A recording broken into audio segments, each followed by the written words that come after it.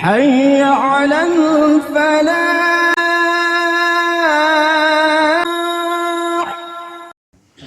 سامعین محترم، اللہ تبارک و تعالیٰ کی توفیق سے آج ہمارا پہلا روزہ ہے۔ سیدنا ابو ہریرہ رضی اللہ تعالی عنہ بیان کرتے ہیں،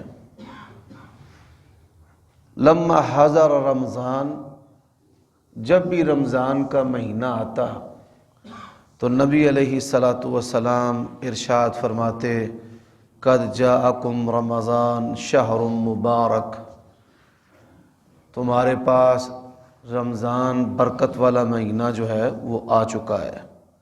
افترض اللہ علیکم صیامہ، اللہ تعالیٰ نے اس کا روزہ تم پر فرض کیا ہے، اس میں جنت کے دروازوں کو کھول دیا جاتا ہے، وَيُغْلَقُ فِيهِ أَبْوَابُ جہنم، اور جہنم کے دروازوں کو بند کر دیا جاتا ہے، شیطانوں کو جکڑ دیا جاتا ہے۔ اور اس رمضان میں، شہر مبارک میں، ایک رات ہے جو 1000 مہینے سے بہتر ہے، اور جو شخص رمضان کے خیر و برکت سے محروم کر دیا گیا تو یقیناً بد نصیب، بڑی بلائیوں سے محروم کر دیا گیا۔ ہم نے رمضان کیسے گزارنا ہے، سب سے پہلا یہ سوال ہے، اور اللہ تعالیٰ کی توفیق سے اس سوال کے جواب میں 4 باتیں آپ کی خدمت میں عرض کروں گا۔ پہلی بات کہ اللہ تبارک و تعالیٰ سے توفیق مانگنا کہ وہ ہمارے لیے نیکی کو آسان کر دے۔ ہم میں سے کثیر لوگ ایسے ہیں جو اس دعا کرنے سے غافل ہیں۔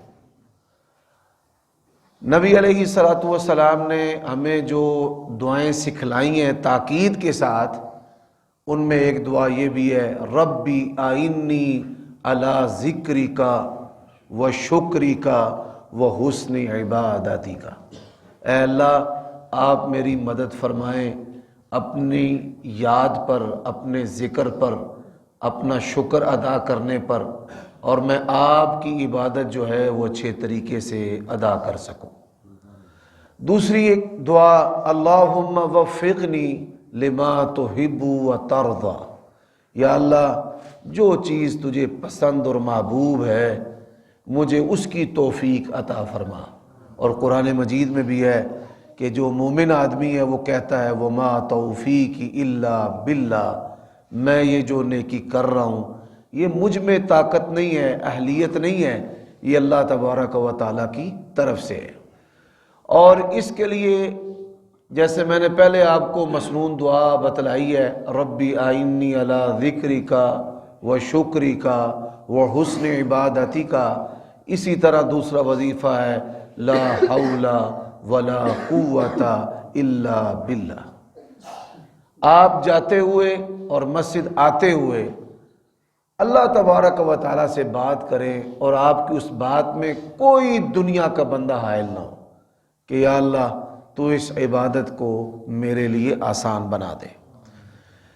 جب رمضان قریب ہوتا ہے، رمضان آتا ہے، تو جو مومن شخص ہے نا وہ خوش ہوتا ہے،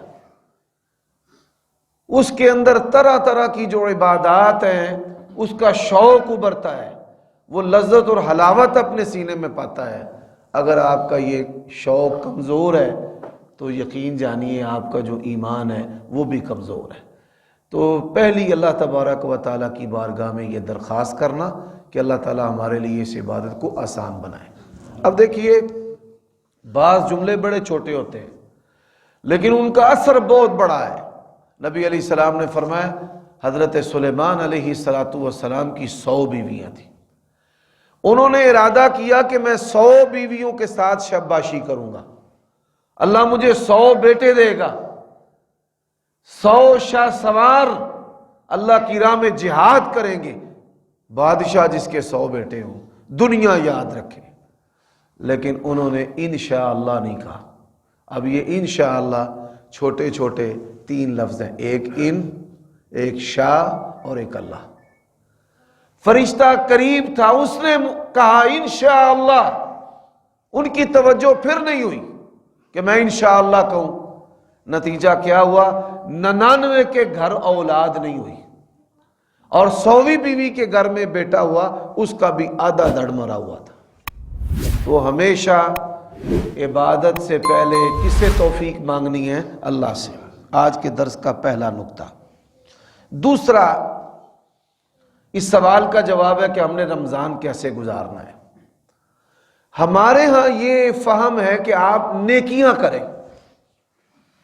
لوگ نیکیاں کرتے ہیں، صدقہ و خیرات بھی کرتے ہیں، حج بھی کرتے ہیں، نمازیں بھی پڑھتے ہیں، تراویح بھی پڑھتے ہیں، لیکن بدستور جو طبیعت ہے وہ گناہ کرتی ہے، حرام کاموں کی مرتکب ہوتی ہے۔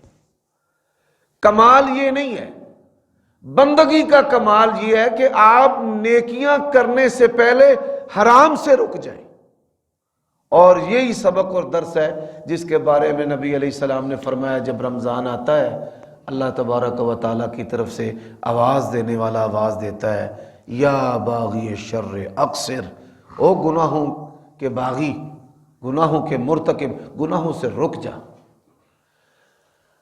فواحش، زنا اور بدکاری ایک ایسا گناہ ہے کہ جس کا ارتکاب علماء، اولیاء، اتقیاء سمیت سب انسان شعور سے لے کر موت تک سب سے زیادہ کرتے ہیں، خواہ میں ہوں خواہ آپ ہیں۔ کان کبھی ایسی بات سنے گا، آنکھ کبھی ایسی چیز دیکھے گی، زبان سے ایسی بات نکل جائے گی، انسان ایسی مجلس کا، صحبت کا حصہ بنتا ہے، مائل ہوتا ہے، حسن پرست ہے، میلان ہے اس کا ایسے گناہوں کی طرف۔ تو پہلے آپ نے گناہوں سے رکنا ہے، اس کو مجاہدہ کہتے ہیں۔ اور یہ کتنا بڑا عمل ہے، نبی علیہ الصلوۃ والسلام نے فرمایا من جاہد نفسہ فی طاعت اللہ فہو المجاہد، جو اپنے نفس کو کچل کر اس کو اللہ تعالیٰ کا مطیع بناتا ہے نا، وہ ہے مجاہد۔ تو یہ دنیا میں مشکل کام سمجھا جاتا ہے، لیکن اللہ کی توفیق سے یہ مشکل نہیں ہے۔ اللہ تعالیٰ نے ہمیں فطرت اسلام پر پیدا کیا ہے، اور جب انسان گناہ سے رکنے کا مصمم ارادہ کرتا ہے تو اللہ تبارک و تعالیٰ کے فرشتے جو ہے اس کی مدد کرنا شروع کر دیتے ہیں۔ حضرات، پھر جو تیسری چیز ہے وہ دنستہ و غیر دنستہ جو گناہ ہیں ان سے اللہ تعالیٰ کی بارگاہ میں توبہ کرنا۔ نبی علیہ السلام کثرت سے توبہ کرتے تھے۔ سیدہ عائشہ نے کہا یا رسول اللہ آپ کے تو گناہ ہی نہیں ہیں، بلکہ اللہ نے آپ کو شان دیا ہے کہ آپ کے اگلے پچھلے گناہ معاف، ایک آپ کو درجہ دیا ہے، تو آپ اتنی عبادت اور توبہ اور استغفار۔ فرمایا افلا اکون عبدا شکورا، اللہ تبارک و تعالیٰ کو توبہ کرنا بڑا ہی پسند ہے۔ انسان اس کا کوئی گناہ نہ بھی ہو تو اللہ کے سامنے گڑ گڑاتا رہے نا، یا اللہ تو مجھے معاف کر دے، استغفر اللہ واتوب الیہ، اللہم اغفر لی ذنبی کلہ دقہ وجلہ سرہ وعلانیہ۔ اس کا کیا معنی ہے؟ یا اللہ میرے سارے گناہ معاف کر دے، چھوٹے بھی، بڑے بھی، پوشیدہ بھی، ظاہری بھی۔ ہم میں سے جتنے بھی یہاں پر افراد بیٹھے ہیں نا، ہمارا ایک وہ چہرہ ہے جس کو ہماری بیوی نہیں جانتی، دوست نہیں جانتے، ہمارے اس چہرے کو صرف ہمارا رب جانتا ہے بس۔ اور اللہ کے نبی کیا کرتے؟ سبحان اللہ، یقین جانیے اقوال ذری اس کائنات میں سب سے بڑھ کر اگر کسی ہستی کے ہیں تو رسول اللہ کے ہیں صلی اللہ علیہ وسلم۔ یا اللہ مجھے پیشانی سے پکڑ لے، خذ بناصیتی، پیشانی سے پکڑ۔ اللہ تبارک و تعالی بندوں کو پیشانی سے پکڑ کر پھر صراط مستقیم پر چلاتا ہے۔ دنیا ان کو بہکانا چاہے، شیطان بہکانا چاہے، قرین بہکانا چاہے، نفس امارہ، پروردگار پھر اس کو صراط مستقیم پر قائم رکھتا ہے اور لوگوں کی ہدایت کا ذریعہ بنا دیتا ہے۔ ایک اور چیز ہے، ہم میں سے کسی بھی بندے کے مرنے کی تیاری نہیں ہے۔ یہ تیسرا جو نقطہ ہے نا، توبہ، توبہ کے ساتھ موت کو یاد رکھنا۔ ہر وقت میں جنازے پڑھاتا ہوں، یقین جانیے نوجوان اور جوان بندوں کی فوتگیاں زیادہ ہو رہی ہیں، 30 40 35، پہلے تھا بوڑھے لوگ زیادہ فوت ہوتے تھے، آج کل جوان کوئی ایکسیڈنٹ میں چلا گیا، ہارٹ اٹیک میں، برین ہیمرج میں، زیادہ فوتگیاں ہو رہی ہیں۔ لذتوں کو، تکبر کو، یہ جو نفس کا تکبر ہے نا، مال کا تکبر، ہر بندہ اپنی ذات میں ایک فرعون ہے، اور اس فرعونیت کی بھینٹ بہن بھائی بھی چڑھ رہے ہیں، میاں بیوی کا تعلق بھی چڑھ رہا ہے، ماں باپ کا رشتہ بھی چڑھ رہا ہے۔ تو اس کیفیت کو ختم کرنے والی جو چیز ہے وہ موت ہے۔ اچھا سن لیں، سبحان اللہ، نبی علیہ الصلوۃ والسلام نے فرمایا من احب لقاء اللہ، جو بندہ یہ پسند کرتا ہے نا کہ میری اللہ سے ملاقات ہو، فرمایا اللہ بھی پسند کرتا ہے میں اپنے بندے سے ملوں، اور جو بندہ چاہتا ہے اللہ تعالیٰ سے ملنا تو پھر اس کی تیاری ہونی چاہیے، بھئی اب مر جاؤں انشاءاللہ کامیابی ہے۔ اور جو بندہ ناپسند کرتا ہے نا کہ میری اللہ سے ملاقات ہو، فرمایا اللہ بھی ناپسند کرتا ہے، جنہوں اسی پنجابی چاہتے ہیں بھئی قسماں نوں کھا۔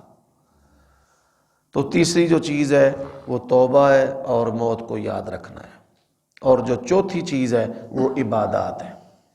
عبادات تین طرح کی ہیں، التحیات للہ والصلوات، ابھی قاری صاحب کے پیچھے بیٹھے ہم یہ کہہ رہے تھے اللہ کو، التحیات للہ والصلوات والطیبات، اس کا معنی کیا ہے؟ التحیات، یا اللہ زبان سے ساری عبادات تیرے لیے،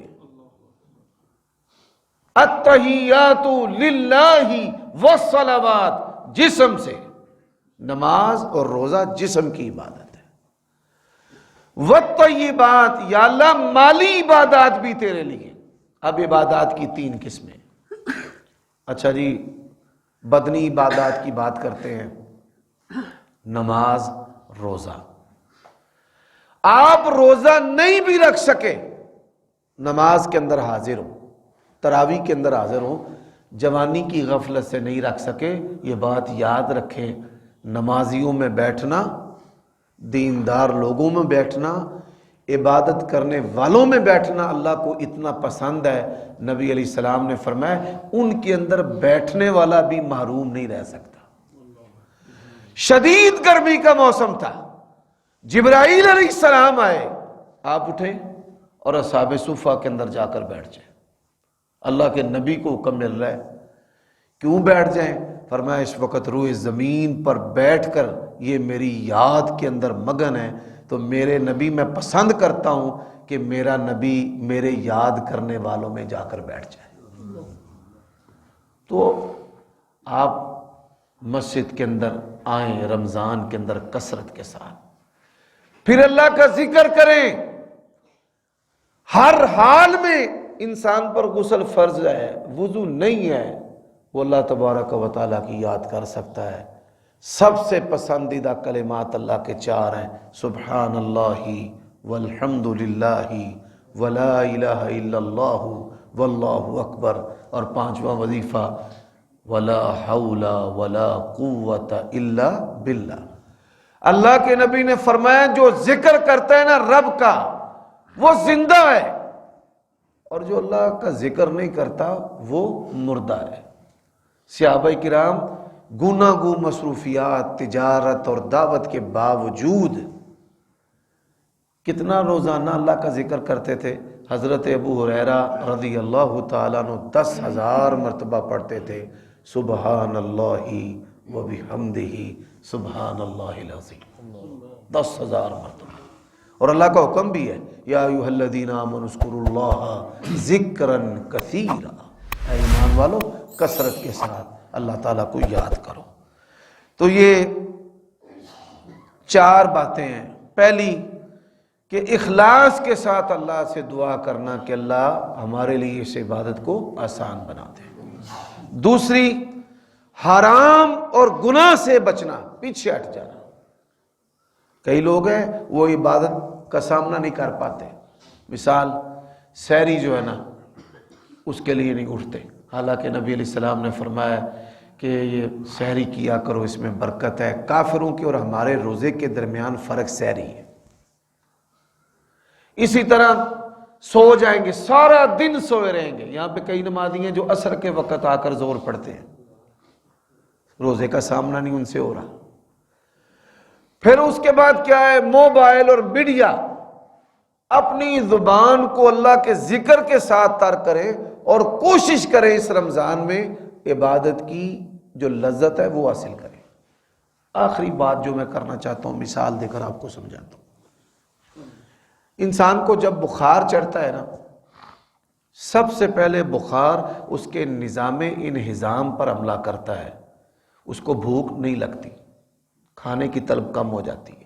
بخار جسم پر یہ پہلا اثر چھوڑتا ہے.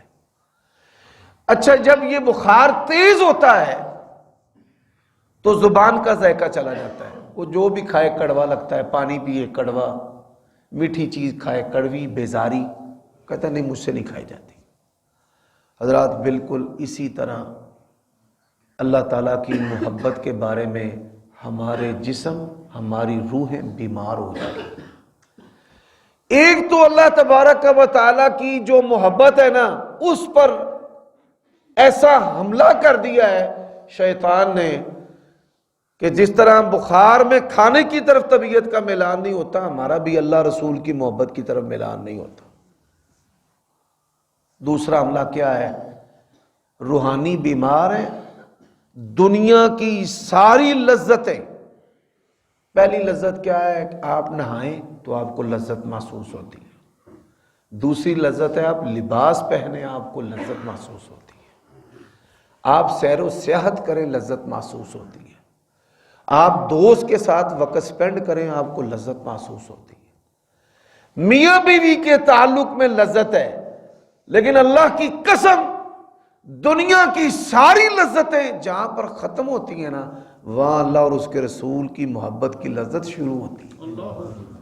اور یہی وہ چیز ہے کہ جس کے بارے میں اللہ کے نبی نے کہا ہے کہ اللہ نے, یعنی بادشاہ نے, اللہ خالق و مالک نے نماز کو ہمارے پیارے نبی کی آنکھوں کی ٹھنڈک بنایا ہے, اور ساری زندگی ہم اس نعمت سے محروم ہیں.